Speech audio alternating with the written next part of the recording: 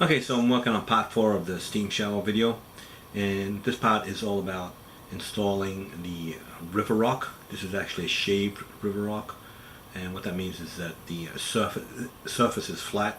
Some river rocks, you know, they're more rounded. These are actually flat. And what I like to do is I like to cut the tile so there's a straight line at the wall. Some people don't like to do that, but I think it looks cleaner like that. In this case, I'm installing the floor before the walls because the tile is flat, so I get a nice clean line when the wall tile sits on top of the floor tile, the river rock. If the tile was a rounded type of river rock, uneven, then I would probably put the wall tile up first and then cut the river rock to the wall. Some people think, you know, don't cut it and they just leave like a really rough looking edge along the wall, but I don't like that. I like to have a nice clean line. So that's the way I do it. And this video is all about that. It goes through all the steps in this steam shower for installing the river rock on the Schluter shower floor. And hope you enjoy the video, and don't forget to subscribe.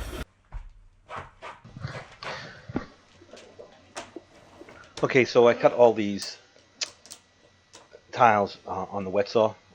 This is a real stone, so it's going to be really difficult to try and cut it on a tile cutter. And if you get any loose pieces, I usually put a piece of tape on it to hold it in place, and then I will peel the tape off as I'm installing it. And as you can see, I have a nice clean line up against the wall, and the wall tile will sit on top of this.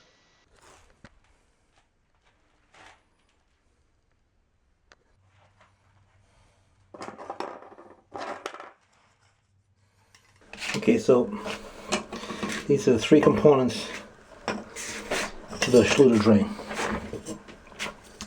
This here snaps on here, like that. Then this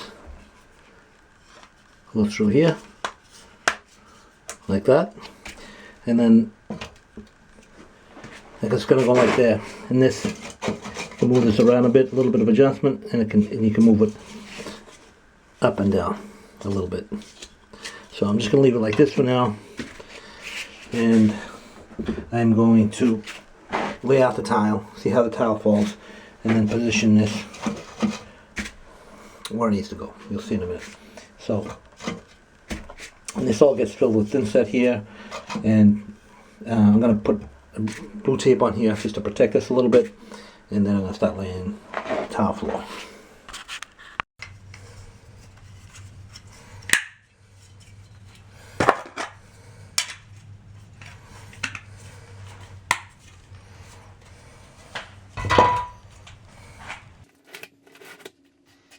So usually when I'm doing a shower floor, I will fit the whole shower floor dry. In other words, dry lay it. Most shower floors are a manageable size, so you can do this. If you've got a really big floor, it becomes a little more difficult, but most times it's rather easy to do. The floor is a manageable size and you can fit it in. Now, as I'm going along, I'm going to just rough cut the drain in, and once I get the whole shower floor all dry laid, I'm going to cut the pieces and fit to the drain.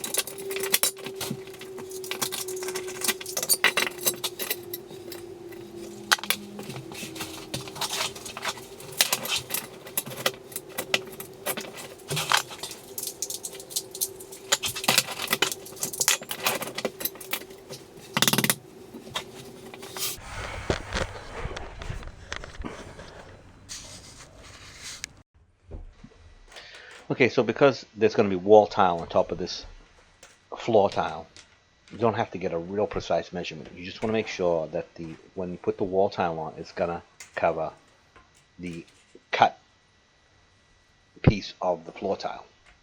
You don't want to cut it tight to the wall. You want to leave a little bit of room for expansion and contraction. And like I said, you don't have to be precise in these measurements because you're not going to see these cut tiles. If you were cutting the tile up against the finished wall, then you would have to take more precise measurements. But in this case, a rough cut to approximately the right size will be fine as long as the finished wall tile covers that edge.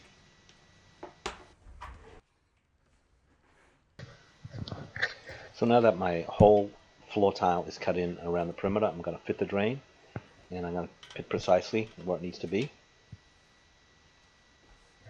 And the best way to do this is just like I'm doing it now. Just use your drain and put your tiles in place, and then measure and mark the tiles and cut them. Square drains are going to be a lot easier to do than round drains, but basically it's the same process. So another thing to remember is once you've cut the tile, you want to stone the edge. And by stone the edge, as you're going to see here, is just to rub the edge of the stone where you cut it with the rubbing stone. That will take off any sharp edges, so it'll be safe to walk on. And when because you're going to be in the shell with bare feet, so you don't want to have any sharp edges. So you just fit the whole drain in, and then once that's done, you can start cementing it down.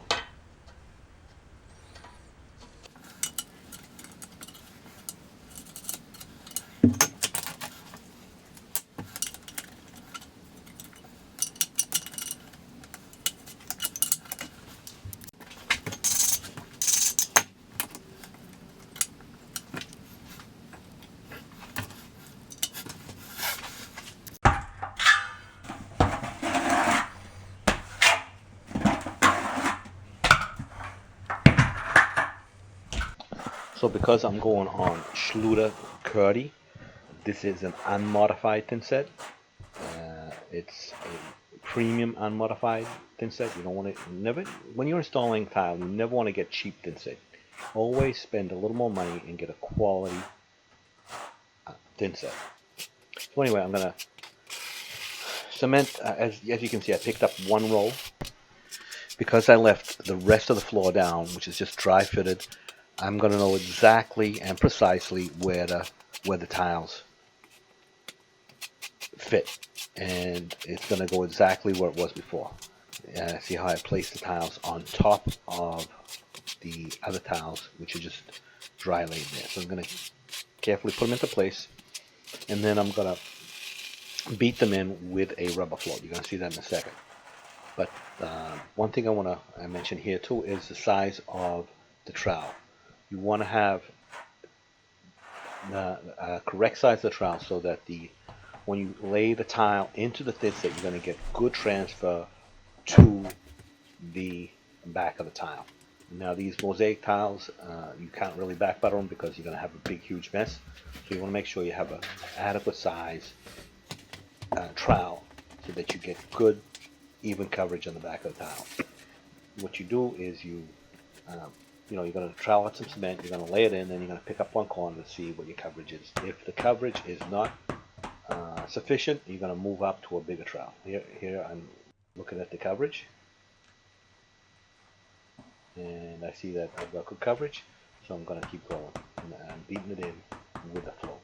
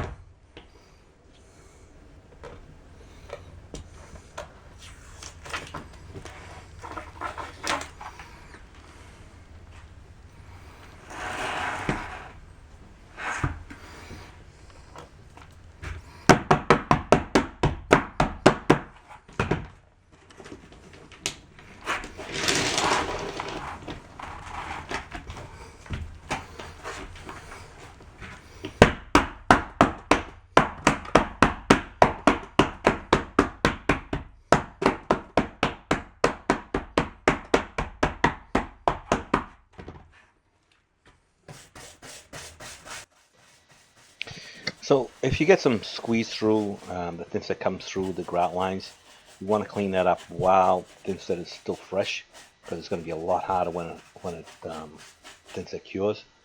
So a brush can really help with this. You know, use a brush to clean out the joints, the grout joints, and then wipe it down with a sponge, and then repeat if you have to. You just want to make sure you clear those grout joints. Otherwise, when you go to grout it, it's going to show through, and you're going to really have a hard time. Sometimes even a toothbrush will work. I generally use the brush in my tool bucket.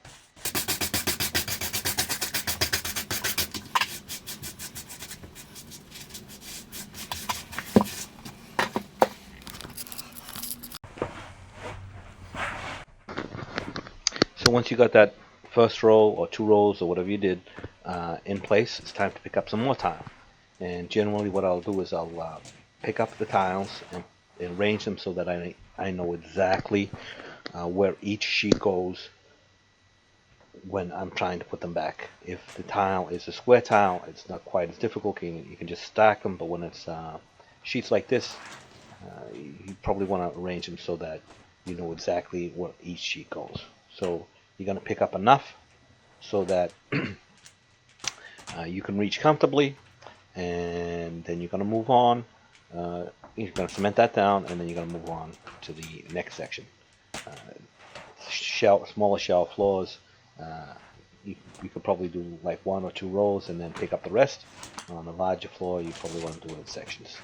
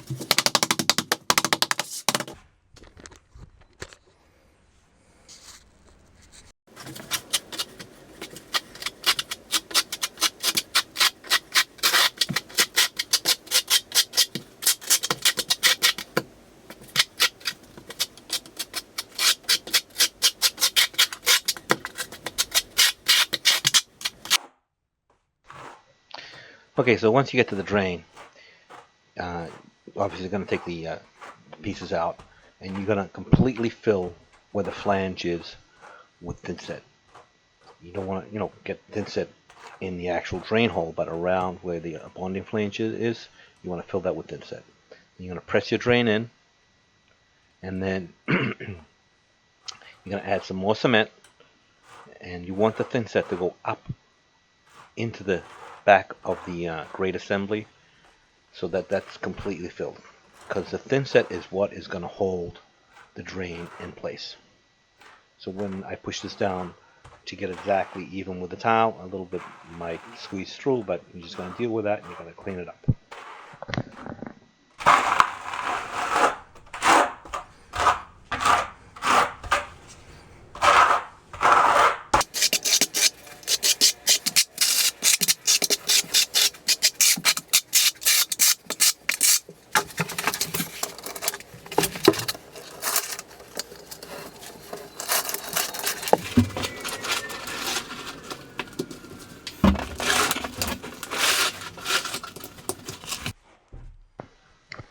Okay, so I got the tile around the drain in. Now I'm going to push the drain down into position so it's even with the surface of the tile. I want to keep it as level as possible, and I want to keep it so that the tile is either just slightly above the drain or perfectly even. You don't want the drain grate being above the surface of the tile.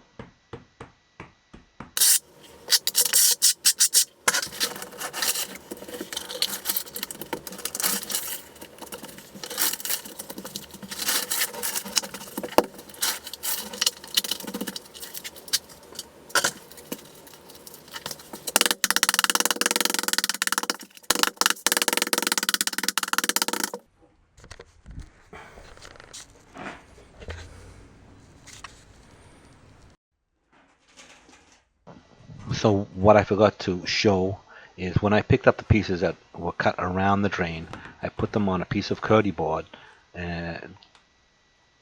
in the position that they fit around the drain. That way, because they're not square, so it's difficult to, if you just pick them up and put them aside, you're going to have a hard time trying to figure out where each piece goes. This way you know exactly where they go because it's in the corresponding position on the board. And you're going to put them in and make sure that the pieces are exactly even with the top of the drain, or they are just slightly, ever so slightly above. You don't want the drain grate being higher than the tile because then the water won't drain properly. And so you're going to put these in and then clean it up as you go along.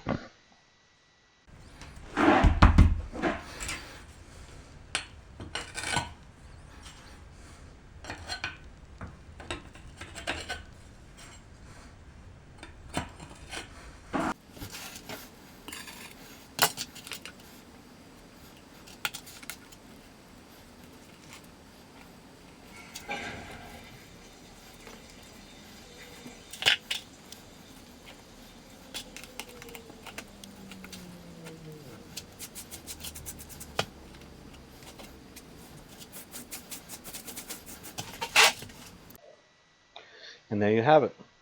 One river rock shower floor installed.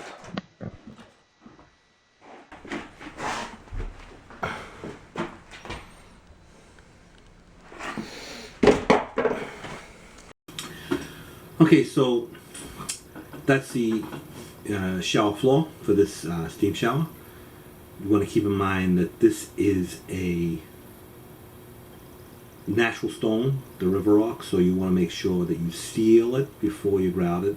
Anytime you have a natural stone product that you're installing, it's always a good idea to seal the stone before you grout. If you don't, sometimes the dyes in the grout can stay in the tile, and you don't want that. Also, I will have another video on grouting this bathroom, this shower stall.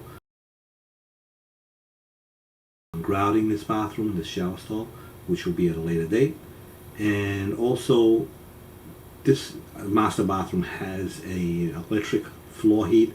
It has an accent wall, which we're near the tub area, which is a standalone tub. It's a freestanding tub, and it's going to have a wall with